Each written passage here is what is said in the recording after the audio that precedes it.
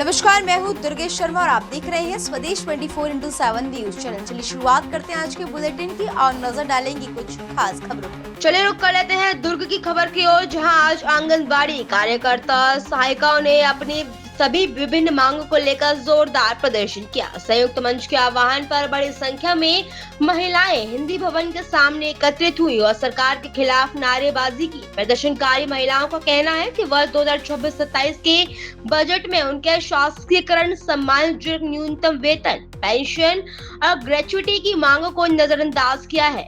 आंदोलनकारियों ने मांग की है कि आंगनबाड़ी कार्यकर्ताओं को प्रति माह 26,000 रूपए और सहायिकाओं को 22,100 वेतन दिया जाए। साथ ही सामाजिक सुरक्षा के तहत पेंशन, ग्रेचुइटी और समूह बीमा योजना भी लागू की जाए। महिलाओं ने चेतावनी दी है कि यदि उनकी मांगों पर शीघ्र निर्णय नहीं लिया गया तो आंदोलन को और तेज किया जाएगा। इस खास खबर के लिए दुर्ग से संवाददाता महेश तिवारी की रिपोर्ट। हम राज्य और केंद्र शासन से असंतुष्ट हैं।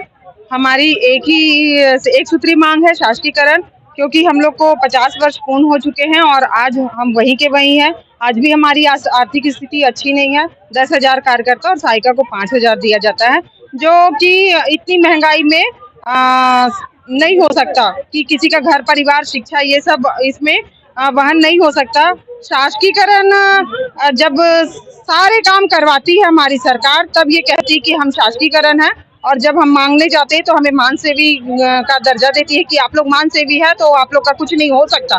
तो ये मान सेवी भी शासन के द्वारा लगाया हुआ एक जो भी कह लो आप इसे, तो इसमें जो भी नियम कायदा है इसका सरलीकरण करके हमें शासकीकरण घोषित करे। और शासन अगर शासकीकरण नहीं करती तो आने वाले समय में हम लोग अनिश्चितकालीन में बैठेंगे और बिल्कुल हम शासकीकरण का दर्जा लेके रहेंगे। राज्य सरकार और केंद्र सरकार दोनों का बजट निकल गया कि इस बजट में न केंद्र सरकार ने हमें 1 रुपए दिया और न ही राज्य सरकार ने।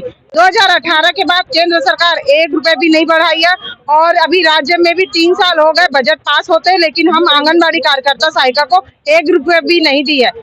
हमारे विभाग में सभी लोग शासकीय कर्मचारी है, मात्र हम 2 ही पद हैं ऐसे जो कार्यकर्ता और सहायिका है, जो सभी विभागों का कार्य को एकदम समन्वित करके पूरे करते हैं। अभी आप लोग देखा है कि SIR का बहुत बड़ा काम था, जिसको हम लोग आंगनबाड़ी कार्यकर्ता लोग बहुत अच्छे से इसे किए हैं और बहुत अच्छे से हम रिजल्ट देते हैं। जिस तरह हम लोग पोलियो मुक्त किए हमारे भारत को, उसी तरह हम कुपोषण मुक्त किए हैं और बहुत सारी योजनाओं को सफल किए हैं। लेकिन हम आज असफल हैं क्योंकि हमारी जो आर्थिक स्थिति है बहुत ही खराब है। तो शासन से हम एक ही मांग और एक ही अनुरोध करते हैं कि हमें शासकीकरण किया जाए, जो भी नियम है उसको सरलीकरण करके। 2 दिवसीय हड़ताल के बाद आगे क्या रहेगा? आगे जो भी, अगर ये 2 दिन के बाद भी अगर शासन हमारी कुछ भी मतलब किसी भी मांगों पे सहमति नहीं बनाती है तो हम लोग अनिश्चितकालीन में जाएंगे। ये अपना परिचय बताएं। मैं श्रीमती गीता बाग, छत्तीसगढ़ जुझारू आंगनबाड़ी कार्यकर्ता सहायिका संघ की जिला है। हम चाहते हैं सरकार से कि हमको शासकीकरण घोषित करे, और आज जो बजट निकला उसमें हम लोग चाह रहे थे कि हमको महिलाओं को कुछ मिलेगा, लेकिन हम महिलाओं को पूरी तरीके से निराश किया सरकार ने।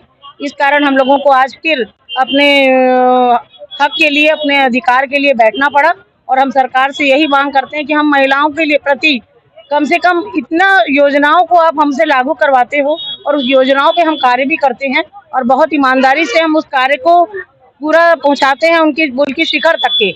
उसके बावजूद हम लोगों को कुछ नहीं मिलता। आप योजनाओं का अलग से हमको कुछ नहीं देते, ना ही हमको मोबाइल का कोई चार्ज देते हैं। जैसे मातारी वंदन योजना है, मातारी वंदन योजना आई है, दुर्गावती योजना, इन योजनाओं का आप लोग को कोई लाभ नहीं मिलता। और मातारी वंदन योजना हो, मातृत्व वंदन योजना हो, नोनी योजना हो, हम बहुत सारी योजनाओं में काम करते हैं और सारी योजनाओं को हम ही पूरा करवा सकते हैं और किसी में ये ताकत नहीं है कि सरकार के द्वारा जो ये अलग अलग काम करवाए जाते हैं आपसे, इनका किसी तरह का फंड, किसी तरह की कोई राशि नहीं, कोई फंड नहीं दिया जाता हमको। हम उसी 10,000 में पूरा काम करके इनको देते हैं। तो कम से कम हम उम्मीद तो रख सकते हैं सरकार से कि हमको आगे जो आज बजट निकाले हो उसमें हमको निराश नहीं करते, तो आज हमारी ये बहनें जमीन पे आज नहीं बैठती और बाहर नहीं आती, आपके कार्य को आज भी करती।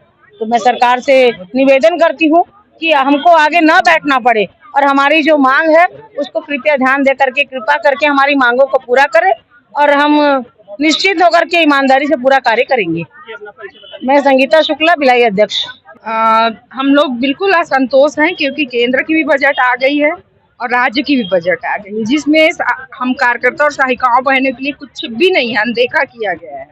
और अन्य विभागीय योजनाओं के लिए जो भी किया होगा पर हमारे लिए जीने लायक वेतन भी नहीं है, और ना ही और भी हमारे जो मांगों है, जैसे प्रमोशन का है और हमको स्वास्थ्य सेवा है, पेंशन का है, ये सब कुछ भी नहीं है हमारे लिए। केवल 10,000 और 10,000, उसमें भी राज्य सरकार ज्यादा दे रही है, जबकि हम केंद्र के वर्कर हैं और केंद्र का पूरा काम कर रहे हैं।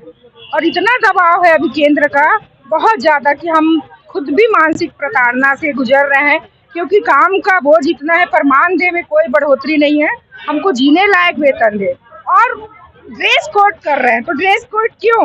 हम भाई शासकीय कर्मचारी नहीं है, हमको वेतन दो, फिर ड्रेस की बात करना। हमको जीने लायक वेतन दो, तब हमको बाकी बातें को आप करना। आज आप लोग कितने लोग हड़ताल पे बैठे? क्या आज हमारे पूरे जिला नहीं, अनिश्चितकालीन नहीं है। अभी बजट में हम देखें तो हमारे लिए कुछ नहीं होता। अभी 2 दिन का सांकेतिक एक हड़ताल है। हम सरकार को बताना चाहते कि हमारे लिए कुछ आप नहीं किए, कुछ सोचे नहीं, तो उस विरोध में हम 2 दिन अभी बैठे हैं। और हम 8 मार्च को महिला दिवस है, आप महिला सशक्तिकरण की बात करते हैं, हम देखते हैं 8 मार्च को भी अगर सरकार थोड़ा कुछ घोषणा करती है दोनों तरफ से, तो हम ठीक है सोचेंगे, और नहीं तो 9 मार्च को प्रांत स्तर पर पूरे संयुक्त मंच के पदाधिकारी और पूरी हमारी बहनें मिलके एक बार फिर हम रायपुर तूता में उतरेंगे। ममता यादव, प्रांत।